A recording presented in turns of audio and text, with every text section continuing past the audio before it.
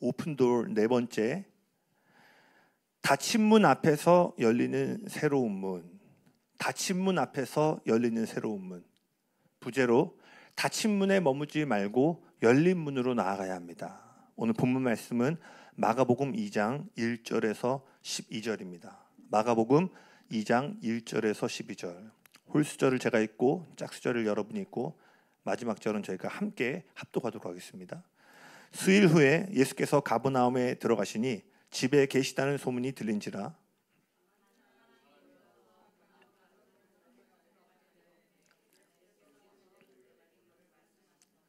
사람들이 한 중풍병자를 네 사람에게 메워가지고 예수께로 올세.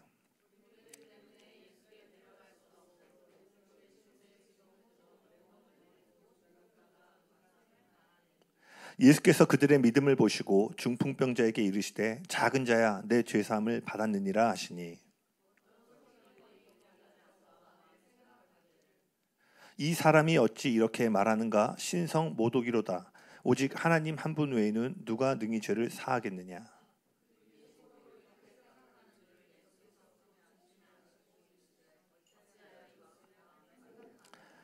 중풍병자에게 내 죄사함을 받았느니라 하는 말과 일어나 내 상을 가지고 걸어가라 하는 말 중에서 어느 것이 쉽겠느냐.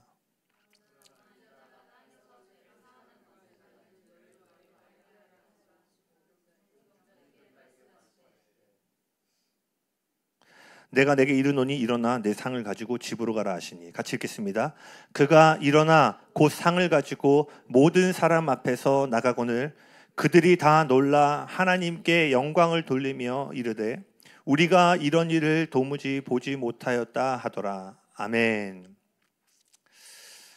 2주 전이죠. 원래는 이제 지난주에 이 말씀을 좀 준비했는데 하나님께서 은혜로 그 주간에 갑자기 좀 그 모로코 선교사님을 좀 모시게 하셔서 이 말씀을 이렇게 전하지 못했는데 한 2주 전, 3주 전에 이제 주일 예배를 놓고 기도하는데요. 하나님이 이런 마음에 감동하셨어요. 이렇게 문이 있는데 문으로 가는 다리가 이렇게 중간에 딱 끊어져 있는 듯한 이미지를 보여주시면서 저 문으로 가기를 원하는데 스스로 가지 못하는 자들이 있다라는 마음을 주셨어요. 그러면서 이것들을 놓고 막 기도할 때 하나님께서 자력으로 예수님 앞에 나아가지 못했던 이 중풍병자에 대한 말씀을 떠올려 주셨어요. 그러면서 하나님께서 문이 닫혀 있을 때 새로운 문이 어떻게 열리는가에 대해서 좀 나누라는 마음에 감동을 주셨습니다. 그래서 오늘 그런 마음으로 오늘 이 말씀을 여러분과 좀 나누기를 원합니다. 우리가 오늘 방금 읽었던 이 본문은요, 저와 여러분의 인생에 문이 닫혀 있을 때 하나님께서 어떻게 우리를 새로운 문으로 이끄시는가를 보여주고 있습니다. 예수님께서 이제 세례 요한에게 세례를 받으시고 본격적으로 공생의 사역을 시작하자마자요, 예수님의 소문이 삽시간에 퍼지기 시작했어요. 그 가르침이 탁월했고요, 가르침만이 아니라 그분이 손을 얹고 기도하는 자마다 막 치유가 일어나고 하니까요, 예수님의 사역이 소문이 나기 시작했어요. 그러니 예수님이 가는 곳마다요, 수많은 사람들이 몰려들기 시작했어요. 그리고 오늘 이 마가복음 2장, 어느 날 예수님 제자들과 함께 이제 가버나움이라는 도시에 가셨습니다. 역시나 예수님이 머물고 계신다는 이 집에요, 수많은 가버나움의 사람들이 몰려들기 시작했어요. 얼마나 많은 사람들이 몰려들었는지 2절을 보시면요, 문 앞까지, 그러니까 발 디딜 틈도 없이 사람들이 모였다라고 되어 있어요. 그리고 그 도시에는요, 오랫동안 중풍으로 움직이지 못하는 한 사람이 살고 있었습니다. 그리고 그 사람 곁에는요, 늘 이 사람의 곁을 지켜주는 4명의 절친한 친구들이 있었어요. 근데 이 친구들도 자신의 도시에 예수님이 오셨다는 얘기를 듣게 되었어요. 그리고 예수님에게만 가면 어떠한 질병도 나음을 입을 수 있다는 소식을 듣게 된 거예요. 그러니 이 4명의 친구들이요, 이 중풍병으로 평생을 고생하고 있던 이 친구를요, 들것에 태워 예수님이 계신 곳으로 향합니다. 그리고 그들이 먼 길을 걸어와서 예수님 계신 곳에 도착했어요. 그런데 보니까요, 이미 막 인산인해를 이루고 있는 거예요. 도저히 막 너무 사람들이 많아서요, 맨몸으로도 그 틈을 비집고 들어가기가 어려운데 이 큰 들것을 들고 사람들의 무리를 뚫고 들어가는 것이요, 불가능한 상황이었어요. 사람들이 너무 많아서 예수님이 거하고 계신 문 앞으로 갈 수가 없는 거예요. 여러분, 성경을 읽을 때 전 이렇게 읽는데요, 그 시대 안으로 깊이 들어가셔서요, 상상해 보셔야 돼요. 오늘 이 친구들이요, 카니발에 태우고 온 게 아니에요. 뭐라 그러냐, 메고 왔다라고 돼 있어요. 여러분, 그냥 걸어와도 힘들 수 있는 거리를요, 이삿짐 같은 거 한번 날라보셨어요? 4명이요, 친구를 메고 먼 길을 걸어서 온 거예요. 여러분 혹시 아주 오래 2000년대 초반에 그 친구라는 영화가 개봉했었습니다. 그 포스터에 뭐라고 적혀 있냐면요, 함께 있을 때 우리는 아무것도 두려울 것이 없었다. 4명이 딱 손을 들고요. 예, 아마 잘 모르시나요? 네. 함께 있을 때 우린 두려울 것이, 무서울 것이 없었다. 그러니까 지금 이 4명의 친구들이요, 마치 그런 친구들인 거예요. 뭐 내성적인 게 아니라, 야, 가, 어떻게든 우리 오늘 친구 구해낸다, 막 이런 마음으로요, 4명이 들 것을 들고 먼 길을 온 거예요. 그러니까 그들이 오면서 침묵하면서 왔을까요?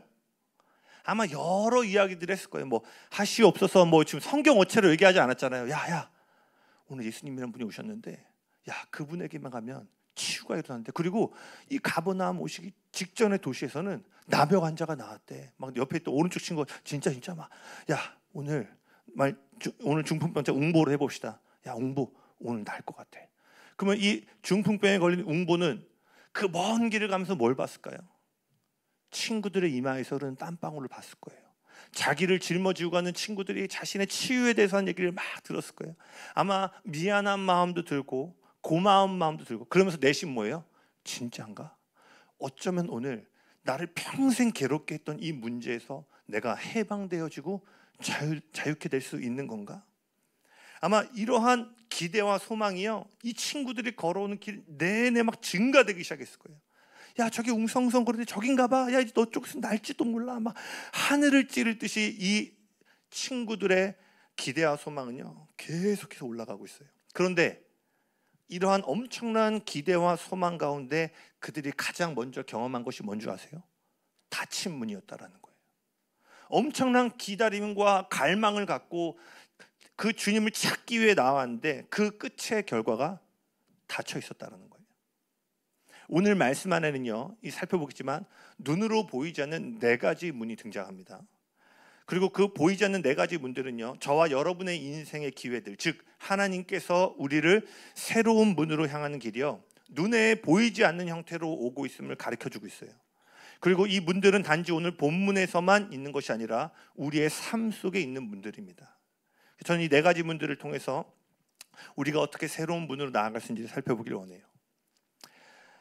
다시 말씀드리면 4명의 친구들이 예수님이 계신 집에 도착했을 때요, 그들은 안으로 들어갈 수가 없었어요. 그들이 원하는 응답은 안에 있었는데 그 응답을 얻어낼 수가 없는 거예요. 그리고 그들을 가로막고 있던 이 닫힌 문은요, 물리적인 문뿐만 아니라 이것이 첫 번째 문입니다. 뭐예요? 실망의 문이에요. 우리 인생에도 그런 순간들이 있잖아요. 그 실망의 문을 마주할 때. 앞서 나눴듯이 이들은 엄청난 기대감을 갖고 먼 길을 고생하며 왔어요. 그런데 도착해 보니까 뭐예요? 죄송합니다, 재료 소진. 몇 시간을 걸려서 하는데요, 못 들어간다는 거예요. 오늘 웨이팅도 안 되고 오늘 끝났습니다. 여러분 그런 적 있어요? 막 누구 데리고 갔는데, 제가 예전에 한번 여기 교단 등록하기 전에 목사님들 딱 모시고 저기 심악산에 있는 삼계탕 집에 갔는데 오늘은 휴무. 어르신들 목사님이었는데 바로 옆에 삼계탕으로 갔는데 어때요? 당혹스럽죠. 뭐 나머지 뭐 땅바닥에 앉을 좌석도 없다라는 거예요.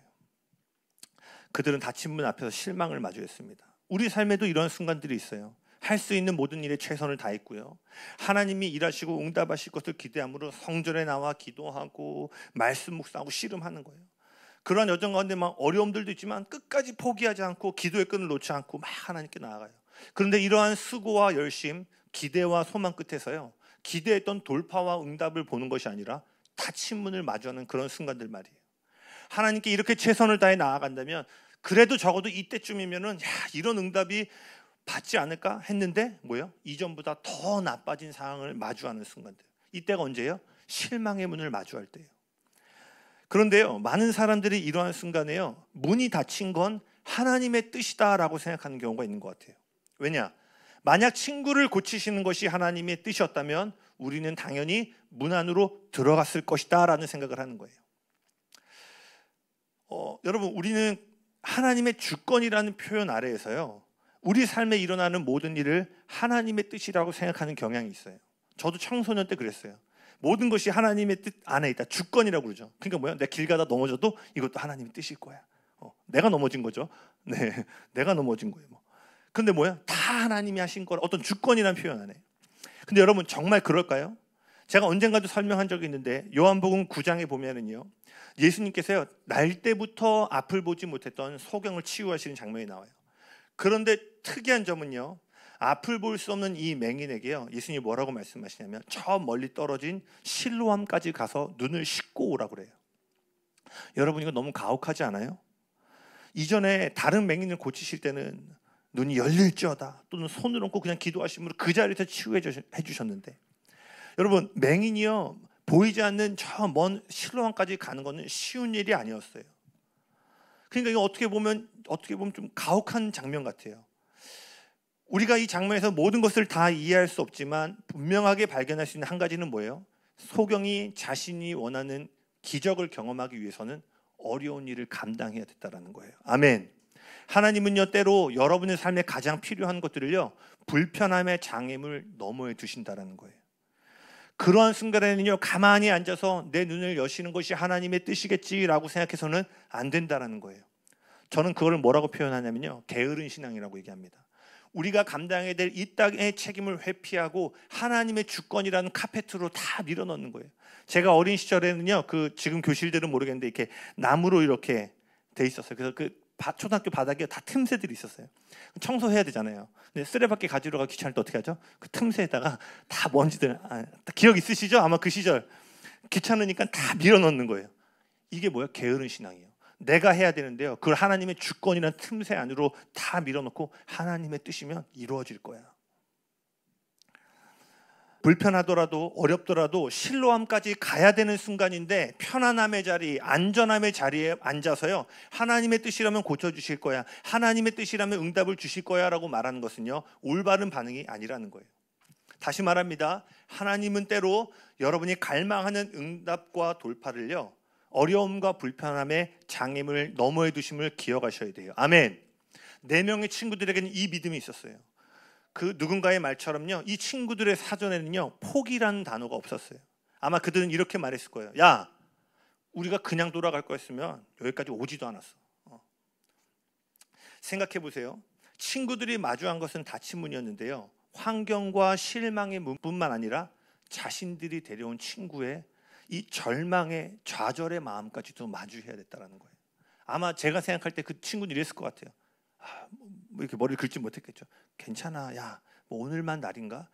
예수님 다음 주에도 컨퍼런스 하시겠지. 그때 앞줄에 가서 한번 기도 받자. 야, 괜찮아.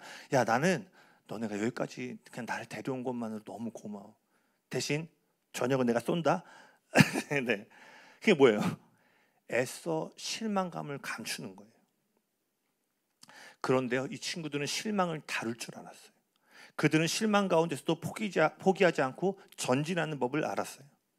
자, 중풍병자는 걸을 수 없었고 움직일 수 없었어요. 그리고 다른 사람들이 누리는 일상적인 일들을 전혀 할 수가 없었어요. 그런데 여기까지 온 거예요. 할렐루야. 그런데 여기까지 왔다라는 거예요. 그러니 친구들은 우리가 여기까지 와서 빈손으로 돌아갈 수 없다라는 결연한 마음을 가진 거예요. 우리 삶에도 움직일 수도 없고 걸을 수도 없는 것과 같은 답답함과 낙심의 순간들을 마주할 때가 있어요. 여러분, 지난 여러분의 인생을 돌이켜보면 이런 시절들이 있으셨죠? 아무것도 못하고 그냥 사면초가의 상황들. 그런데 여러분 뭐예요? 오늘 지금 여러분이 이 자리까지 오셨다는 거예요. 아멘. 여러분, 저를 따라 한번 선포해 보시겠어요? 수많은 어려움 속에서도 여기까지 왔습니다. 할렐루야. 여러분, 여기까지 오신 거예요. 그리고 한 번 더 선포해 보세요. 여기까지 와서 그냥 돌아갈 수 없다. 할렐루야. 열방까지 나아가는 것입니다. 아멘. 그냥 이 친구들 4명이 이제 머리를 맞대고 막 작전을 짜기 시작하는 거예요. 야, 그럼 어떡하냐? 빈손으로 못 가는데 어떻게 해야 돼? 그때 한 친구, 똑똑한 웅보 같은 애가 딱 얘기하는 거예요. 야, 한 가지 방법이 있다. 아무도 가지 않는 문이 하나 있어. 어디야? 지붕이야. 안으로 못 들어가면 우리는 올라간다. 할렐루야. 여러분의 삶의 차원을 바꿔야 될 때가 있다는 거예요. 때로는 우리가요, 우리 앞에 있는 우리가 필요한 응답을 향해 나아가는 그 문으로 들어갈 수 없는 이유는요, 그 문이 여러분의 문이 아니기 때문이에요. 하나님께서 지금 그 문이 아니라 지붕 위에 있는, 즉 더 높은 차원에 있는 문으로 여러분을 인도하시기 위해서 그 문이 닫혀 있다라는 거예요. 여러분, 어떤 관계에서 우리가 거절을 당하는 이유는요, 뭔지 아세요? 그 관계가 우리의 수준이 아니기 때문이에요. 만약 우리의 수준에 안 맞는 그 사람이 여러분을 좋아했다면요, 오히려 여러분의 부르심이 그 사람으로 인해 제한을 받을 수도 있는 거예요. 그래서 하나님은 의도적으로 그 관계의 문을 닫으시고 뭐예요? 더 높은 곳을 바라보도록 하시는 거예요. 아멘. 그러니 우리가 닫힌 문 앞에서 어떤 고백을 해야 돼요? 더 높이 올라가자. 할렐루야. 한번 선포해 보시겠어요? 더 높이 올라가자. 이 메시지가 은혜가 되시는 분들, 지금 여러분 더 높은 곳으로 올라가셔야 될 때인 줄로 믿습니다. 4명의 친구들은 실망의 문 앞에 서요, 그들이 들어갈 수 있는 문을 찾지 못했지만 대신 뭐예요? 새로운 문을 만들어냈어요. 그래서 역설적으로요, 우리 인생의 가장 큰 축복은 뭔지 아세요? 문 앞에서 거절을 당하는 거예요. 다시요, 역설적입니다. 우리는 문이 열리는 게 축복이라고 생각하지만요, 어떤 면에서는요, 문 앞에서 거절받음이 더 큰 축복이 될 수 있다는 거예요. 왜? 그러한 순간에만 만들어질 수 있는 새로운 문들이 있기 때문입니다. 그래서 우리는 닫힌 문 앞에 선포해야 돼요. 닫힌 문 너머에 새로운 문이 있다. 새로운 문이 있다. 아멘. 여러분 인생 지금 너머에 새로운 문이 준비되어 있음을 예수의 이름으로 선포합니다. 아멘. 그래서 이 5절을 보시면 예수님이 이렇게 말씀하세요. 예수님께서 그들의 믿음을 보시고, 예수님은요 그들의 믿음을 들으신 것이 아니라 뭐라고 되어 있어요? 믿음을 보았다라고 되어 있어요. 이들은요 예수님을 믿습니다 말만 한 것이 아니라 뭐예요? 닫힌 문 앞에서 돌아가기를 거부하고 지붕 위에 올라감으로써 그들 안에 믿음을 보여주었다라는 거예요. 마가복음에요 믿음이라는 단어가 총 4번 등장합니다. 근데 이 마가복음에 등장하는 4번의 믿음이 모두 태도가 아니라 행동하는 믿음으로 사용되어졌어요. 믿음은 우리가 뭔가를 의지하고 기대는 태도만이 아니라 보이지 않는 것을 행동으로 드러내는 것입니다. 아멘. 팀 켈러라는 분이 이런 얘기를 했어요. 오늘날 말로만 예수를 믿는 사람들이 너무 많다. 그 이유가 뭐냐? 말로만 예수님을 믿는다고 하지만 그 믿음이 우리 삶의 생활 방식에 전혀 영향을 미치지 못하고 있다는 거예요. 다시 말합니다. 하나님을 향한 오늘 우리의 믿음은요, 찬양의 가사와 멜로디만이 아니라 우리의 생활 방식과 삶의 행함으로 반드시 드러나야 된다는 거예요. 아멘. 하나님을 향한 보이지 않는 우리의 믿음의 진정성은요, 순종, 즉 우리의 행동을 통해 측정돼야 된다는 거예요. 아멘. 그래서 야고보가 행함이 없는 믿음은 죽은 믿음이라고 말한 거예요. 여러분의 믿음이 삶의 생활 방식과 행동 가운데 보여지고 측정 가능한, 그래서 야고보가 말한 죽은 믿음이 아닌 살아있는 믿음으로 나아가시길 예수님의 이름으로 축복합니다. 아멘. 4명의 친구들은 아마 이렇게 얘기했을 거예요. 야, 어떤 경우에도 집으로 돌아가지 않는다. 무슨 수를 써서라도 이 친구 우리가 책임진다. 오늘 책임진다. 예수님 계신 발 앞으로 데리고 간다. 힘들어도 상관없다. 불편해도 상관없다. 어려워도 상관없다. 다 같이 지붕으로 올라가자. 그렇게 그들은요 닫힌 문 앞에서 새로운 문들을 만들었어요. 그리고 오늘 하나님은요 이러한 믿음을 고백하는 사람들이 이 교회에서 일어나길 원하시는 거예요. 나는 포기하지 않는다. 나는 올라간다. 아멘. 어려워도 힘들어도 나는 여기까지 왔다. 할렐루야. 그렇게 그들은 지붕을 뚫고 친구를 천장에서 예수님이 계신 곳 달아내렸어요. 다시 말합니다. 앞으로 들어갈 수 없을 때는 위로 올라가셔야 돼요. 그곳에는 또 다른 문이 있는데 그 문은 열려져 있는 문이 아니에요. 그 문은 스스로 만들어야 하는 문이에요. 실로암까지 가는 불편함을 감수해야지만 열어지는 문이에요. 그래서 이 새로운 문은요 겉으로 보기에는 문처럼 보이지 않아요. 눈으로는 그 문을 볼 수가 없어요. 봐보세요. 어느 누구도 실로암이요 눈먼 자를 치유하는 치유의 문이라고 생각하지 않았어요. 그 문은 믿어야 보이는 문입니다. 그 문은 포기하지 않아야 보이는 문이에요. 그 문은 불편함을 감수하기로 결단한 자들에게 보이는 문이에요. 실로암까지 가겠다라고 결단한 사람들에게 보이는 문이에요. 육신의 눈으로 보이진 않지만 영의 눈으로 볼 때 보이는 문입니다. 아멘. 문이 닫혀 있을 때 높은 곳에 새로운 문에 들어가기 위해서는요 그 친구들처럼 지붕을 뜯어야 돼요. 뭐 그들이 아시죠? 뭐 지금 장비 갖고 뚫은 거 아니잖아요. 흙으로 만든 지푸라기 막 손으로 막 긁기 시작하는 거예요. 그들은요 새로운 문은 어떻게 해요? 파고 계속 판 거예요. 이처럼 우리의 삶의 닫힌 문의 시간 앞에 새로운 문을 열기 원한다면 어떻게 하셔야 돼요? 파고 또 파내셔야 된다는 거예요. 문이 안 보인다면 여러분 문을 만드셔야 됩니다. 이 시간 문을 만드는 자들로 일어날지어다. 아멘. 그리고 5절을 보면은요 예수님이 그때 당시에 말씀을 전하고 계셨다라고 돼 있어요. 그러니까 설교 중간에요 제가 보는 거 이거예요. 막 하이라이트 구간인 거예요. 하이라이트 구간에 갑자기 막 후투투투 하더니 막 흙먼지가 떨어지고 막 쿵쿵쿵 막 소리가 나는 거예요. 그러니 어떻게 해요? 설교가 멈춰지고 모든 사람들이 천장을 보기 시작하는 거예요. 아마 현장에 있던 사람들은 불편함을 느꼈을 거예요. 설교 잘 듣고 있는데 갑자기 막 시끄럽게 하는 거예요. 막 그럴 때 있죠. 막 KTX 타고 갔는데 여보세요 막 이럴 때 분명히 나가서 전화하라고. 어때요? 처음엔 잠깐은 괜찮죠. 근데 계속 시끄럽게 통화하면 어떻게 해요? 이렇게 불편함이 밀려요. 아마 이 설교를 열심히 듣고 있던 사람들은요, 이 일들이 되게 불편하게 느껴졌을 거예요. 한창 은혜를 받고 있는 사람들에게 이 4명의 친구들이 한 행동은 방해를 가져왔기 때문이에요. 여기에 중요한 사실이 하나 있습니다. 예수님의 설교를 멈추게 만든 방해가요, 놀라운 기적의 시작점이 되었다는 거예요. 아멘. 예수님의 설교가 중단된 것이 아니라 뭐예요? 더 큰 기적의 장면으로 지금 전환이 된 거예요. 할렐루야. 이처럼 하나님이 일하시는 모습은 때론 이러한 불편한 방해의 모습으로 찾아온다는 거예요. 그러니 여러분, 하나님이 항상 여러분이 편안하게 여기는 방식으로 일하신다고 생각해서는 안 된다는 거예요. 아멘. 그런데 제가 사역해 보니까요, 안타깝게도 그렇지 않더라고요. 내가 자라온 배경, 전통에서 조금만 벗어나면은요, 하나님의 일하심이 아닌 것처럼 느끼는 사람들이 많더라고요. 많은 사람들이요, 자신들이 이해하지 못하는 불편한 방식으로 하나님이 일하실 때 그거는 하나님이 행하신 일이 아니야 라고 여기는 걸 많이 보았어요. 예를 들어볼까요? 사도행전 2장에 보시면 마가의 다락방에 성령이 불과 같이 바람과 같이 임하셨어요. 얼마나 성령이 강력하게 임하셨는지요, 안 믿는 사람들이 그들을 볼 때 마치 술 취한 것 같았다라고 얘기를 해요. 그들 가운데 임한 성령의 역사가 불편한 거예요. 술 취한 사람 같은 건 거예요. 왜? 하나님이 행하시는 일이 저렇게 질서가 없을 수 없어. 저런 술 취한 사람 같은 모습이 있다면 저건 하나님의 일이 뭐예요? 자신들이 생각하는 전통과 편안함의 방식 너머에서 하나님이 일하기 시작하니까 그것을 거부하는 거예요. 그러나 우리는 잘 알고 있습니다. 그 술 취한 것과 같은, 어떻게 보면 무질서한 것과 같은 그러한 현상들은 성령님이 임하셨던 사건이었어요.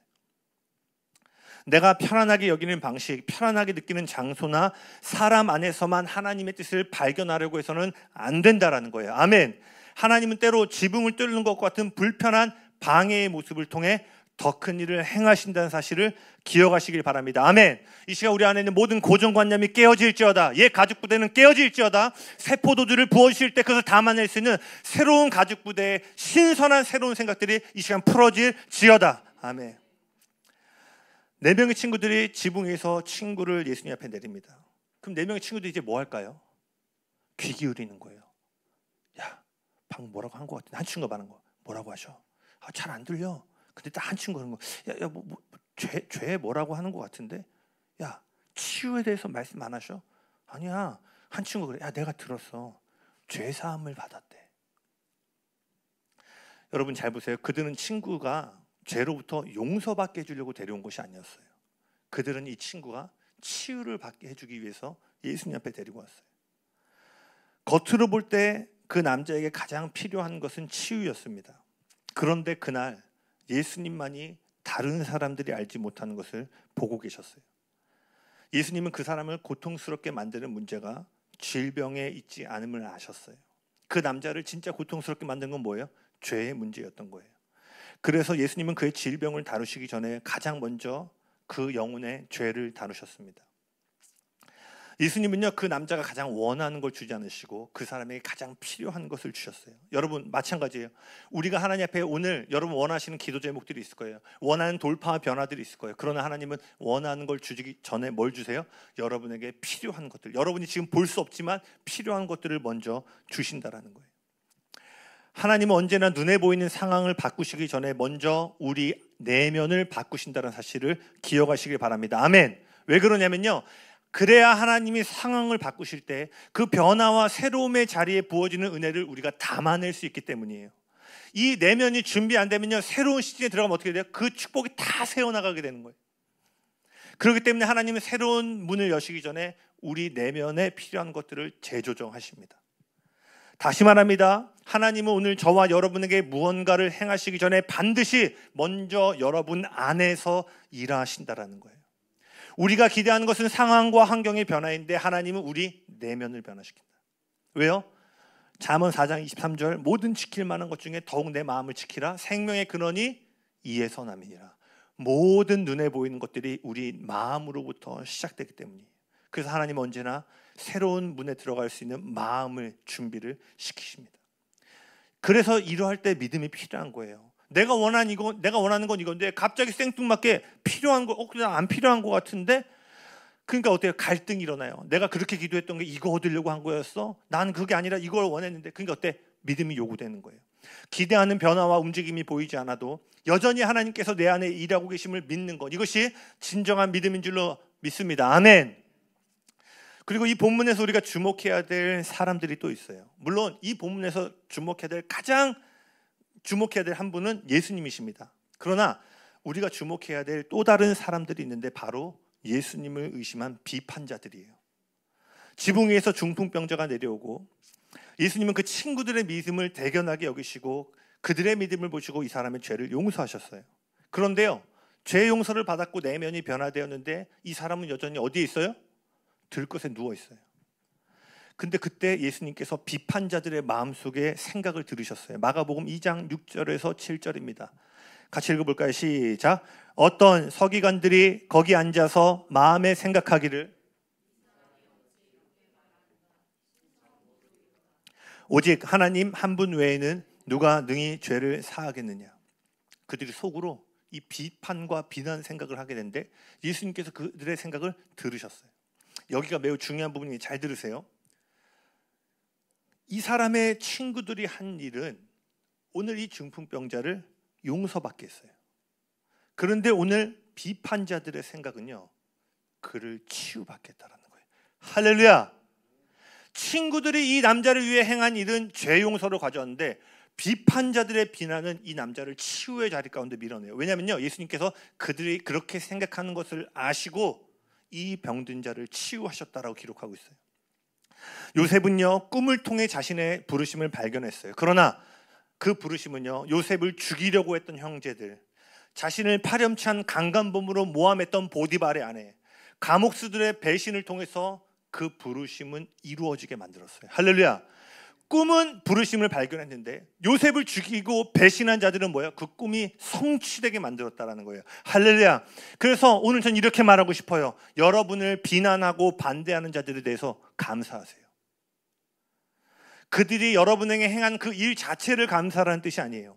종교인들의 비판과 비난이 중풍병자를 고치는 자리 가운데 밀어냈듯이 여러분을 반대하고 비난하는 자들이 여러분 삶에 더 큰 은혜를 끌어올 수 있음을 기억하고 감사하라는 것이에요. 아멘. 아멘이세요, 여러분? 우리를 의심하고 비난하고 무시했던 사람들 덕분에 오히려 하나님은 그 일을 계기로 우리의 삶에 더 큰 일을 행하실 수 있기 때문입니다. 아멘. 누가 여러분의 곁을 떠난 적이 있으세요? 더 이상 어떤 사람이 여러분을 지지하지 않고 떠난 적이 있으세요? 처음엔 함께 한다고 했다가 상황이 어려지니까 조용히 떠났던 사람들이 있으세요? 제 삶에 있어요. 그런데 저를 다시 한번 고백했어요. 하나님 감사합니다. 그때는 내가 그때 막 상한 마음도 들고 막 어떻게 저럴 수가 있냐 막 이런 마음 들었는데 돌이켜 보니까요, 그 일이 저를 준비시켰더라고요. 그러한 어려움과 반대가 나를 향한 하나님의 더 큰 은혜와 기적을 경험하는 자를 이끌었더라고요. 아멘.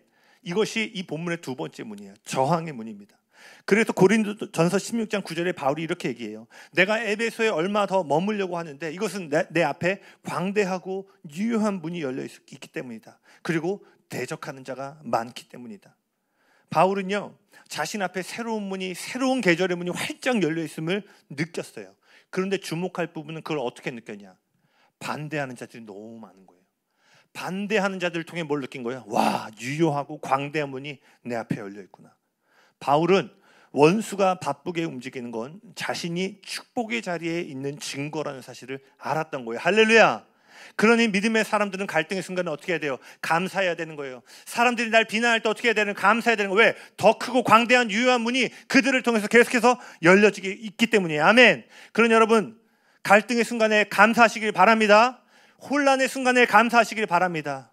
우리 삶에 제거하고 싶은 가시들에 대해서 감사하셔야 돼요. 바울은 3번이나 내 삶에서 이 가시가 제거되길 원했어요. 그러나 하나님이 그에게 주신 응답은 뭐예요? 내 은혜가 내게 족하도다. 그 가시의 연약함으로 인해 너 삶에 더 큰 은혜가 불어넣어지게 될 것이다. 약한 너를 통해 내가 나의 강함을 비춰낼 것이다. 그러니 가시를 통해서 우리가 가시를 경험할 때 감사해야 돼요. 광야에 대해서 감사해야 돼요. 그 모든 저항의 순간에 대해 감사할 때 우리는 뭐예요? 그 저항의 문을 넘어 새로운 차원, 지붕의 문으로 들어가게 되는 거예요. 아멘. 어떤 의미에서요, 우리를 방해하고 걸림돌처럼 느껴지게 만드는 사람들은요, 여러분을 향한 하나님의 목적을 훈련시켜주는 트레이너인 거예요. 할렐루야. 우리가 하나님의 관점에서 이렇게 그들을 바라볼 때 그들은 더 이상 우리의 길을 가로막고 우리의 발목을 붙잡는 존재들이 아니라 하나님의 뜻을 이루기 위해 우리를 단련시켜주는 존재가 되는 거예요. 그러니 사람에 대해서 어떻게 해야 돼요? 끝까지 축복하셔야 돼요. 아무리 여러분들이 몹쓸 짓을 하고 어려운 짓을 했다 할지라도요, 다시 말합니다, 그들이 여러분의 행한 일을 감사하라는 것이 아니에요. 그러한 일을 통해서 나에게 더 큰 은혜를 보시는 하나님을 바라보면, 이들을 바라보면 어떻게 돼요? 비난해요. 섭섭함이 와요. 섭섭마이가 들어온다고요. 그럼 어떻게 돼요? 계속 나도 모르게 보니까요, 어떤 사람들 보면요, 상처받고 상한 마음 들잖아요. 가는 곳마다 흘려요. 이 사람 때문에 이렇게 됐어. 저 사람 때문에, 이 사역자 때문에 이렇게 됐고, 저 집사님 때문에 이렇게 됐고, 누구 때문에. 왜요? 마음이 상하면요, 악한 곳이 막 올라와요. 그럼 어떻게 돼요? 새로운 문이 안 열려요. 저항의 문에서 그냥 멈추는 거예요. 그러나 새로운 문을 여는 사람들은 그러할지라도, 저 사람이 나게 할지라도 하나님 감사합니다. 악을 악으로 갚지 않고 선으로 갚기를 원합니다. 원수를 환대하라고 하셨습니다. 그것이 그들 머리에 숯불을 놓는 거라 하셨습니다. 주님, 나는 저들이 나에게 행한 일에 집중하지 않고 하나님이 나에게 하신 말씀에 집중합니다. 할렐루야.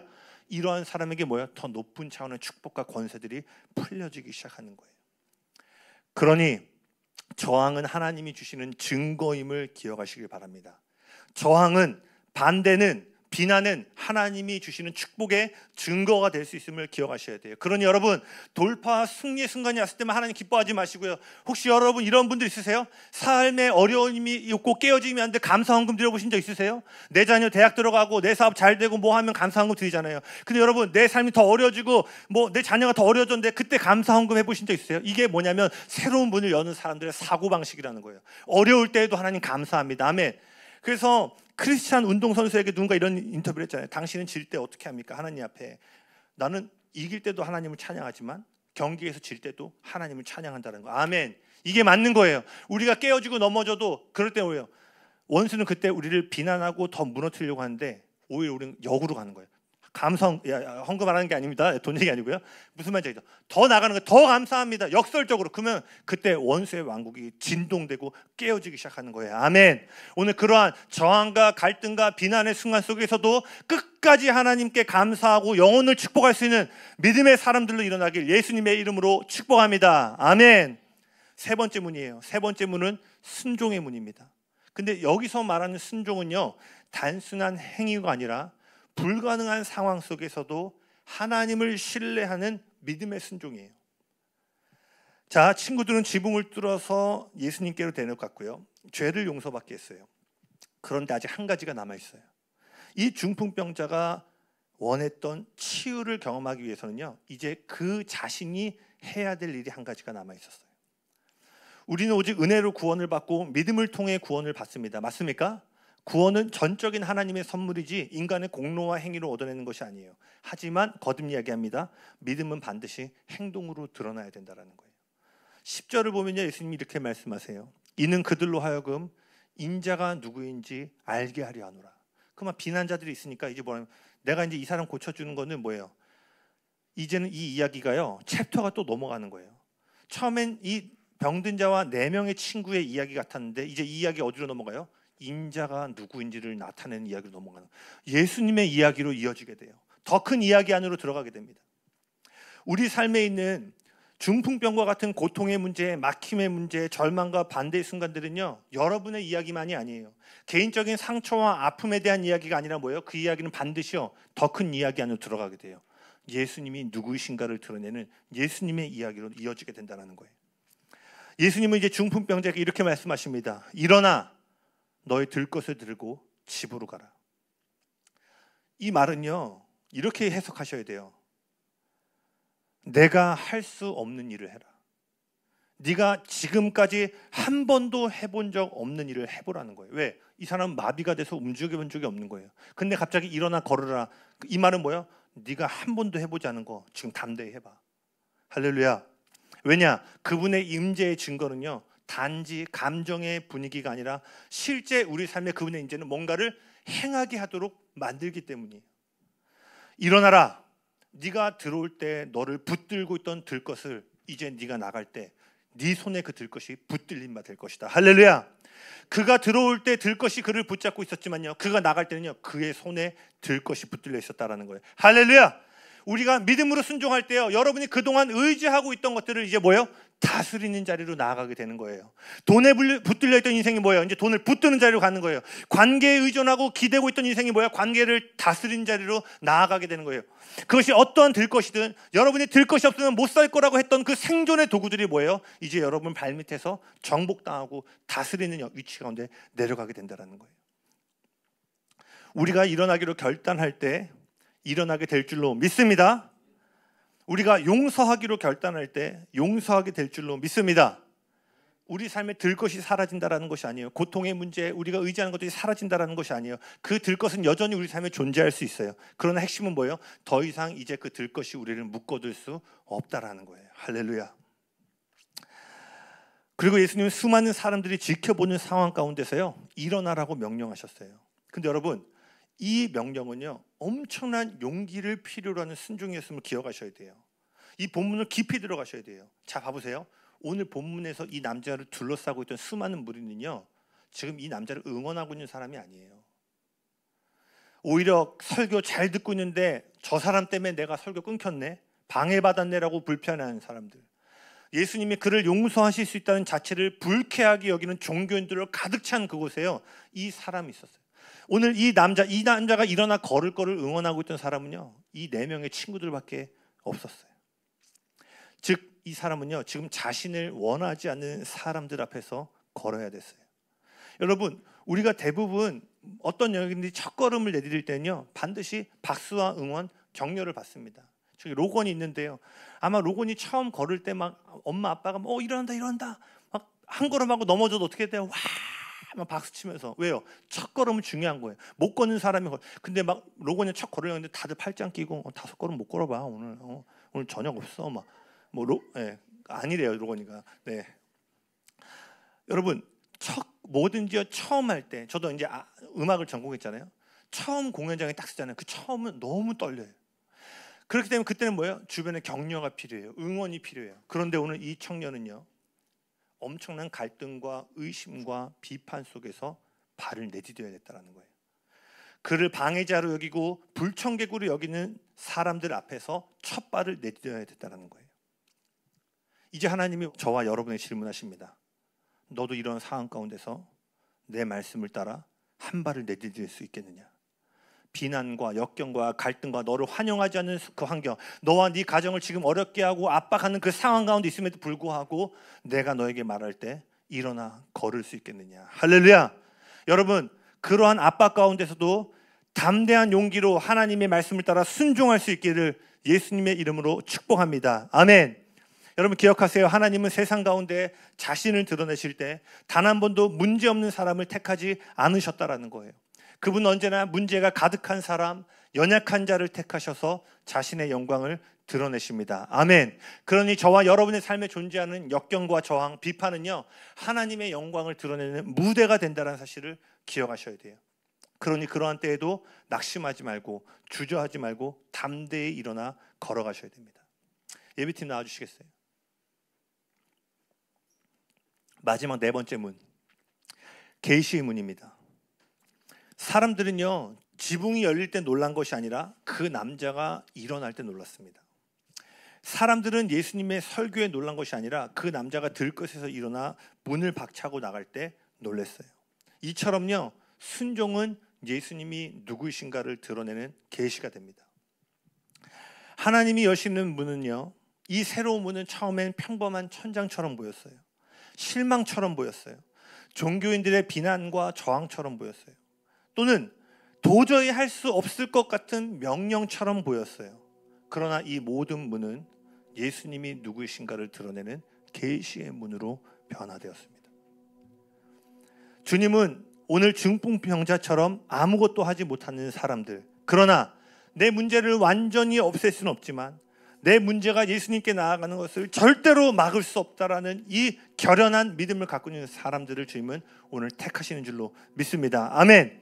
닫힌 문, 반대와 저항의 문을 넘어 순종의 자리로 나갈 때 그 결과는 뭐예요? 내가 좀 더 잘 살고 내가 하는 일이 잘 되는 게 아니라 뭐예요? 예수님을 드러내는 계시의 문이 되는 거예요. 우리의 삶에 그 예수님을 드러내는 창문이자 문이 되어 수많은 길 잃은 영혼들을 주님의 나라로 인도하는, 그러한 인생이 된다는 것입니다. 아멘. 그러니 여러분, 결론입니다. 닫힌 문을 마주할 때 그 닫힌 문에 머물지 마십시오. 실망의 자리에 머물지 마십시오. 어떠한 경우에도 반대와 저항 앞에 낙심하지 마십시오. 순종의 문을 열고 들어가시길 축복합니다. 그때 하나님께서 새로운 문을 여실 거예요. 그리고 그 문은 하나님을 경험하고 드러내는 문이 될 것입니다. 그러니 닫힌 문 앞에서도 여러분 감사함으로 지붕 위로 올라가 하나님이 여실 새로운 차원의 문을 기대하시길 예수님의 이름으로 축복합니다. 아멘. 우리 주님께 감사의 박수 올려드립시다. 아멘.